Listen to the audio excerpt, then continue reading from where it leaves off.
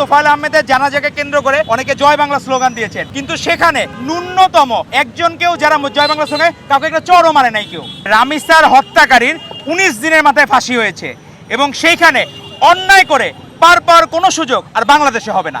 এই সাইকোলজি যখন ডেভেলপ করবে তখন অন্যায়ের হার আস্তে আস্তে শূন্যের কোঠায় চলে আসবে। ওবায়দুল কাদের থেকে লীগের অজস্র নেতাকর্মীরা বলেছিল যদি আওয়ামী লীগ ক্ষমতা থেকে নেমে যায় তাহলে 10 লাখের উপর মানুষ মারা যাবে, কিন্তু 10টা লোকও মারা যায় নাই।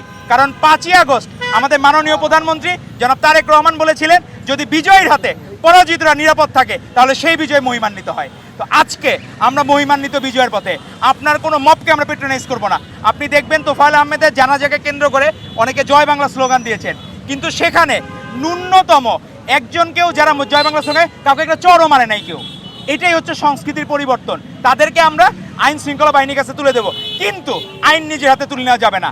আর সরকার ওই গত 17 বছর যে বিচারহীনতার কারণে যে টেন্ডেন্সিটা আছে সবার মধ্যে, অপরাধ প্রবণতা আছে, সেই অপরাধ প্রবণতার কারণে এই অপরাধগুলো হচ্ছে।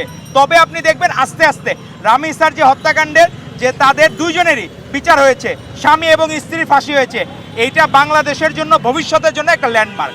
ভবিষ্যতে আর কোনো অপরাধী এইভাবে আর কোনো অপরাধ করার জন্য আগেই চিন্তা করবে যদি আমি অপরাধ করি আমার ফাঁসি হবে।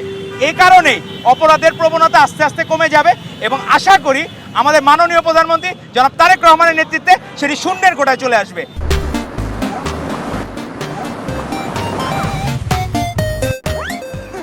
এবং আপনি দেখবেন যে এই রাস্তায় আইন শৃঙ্খলা মানার যে প্রবণতা, গাড়ি বৃষ্টির মধ্যেও দেখলাম গাড়ি এলোপাতারি না, সবাই সিগন্যালের 300 সেকেন্ড অপেক্ষা করতে হবে, অপেক্ষা করতেছে, 10 সেকেন্ড অপেক্ষা করতেছে, কারো কোনো তাড়াহুড়া নাই। কারণ সবাই জানে শুধুমাত্র তারেক রহমান এবং বিএনপি সরকারের মাধ্যমে আইনের অনুশাসন প্রতিষ্ঠা করা সম্ভব এবং সকলের কিন্তু টাইম সেভ হচ্ছে।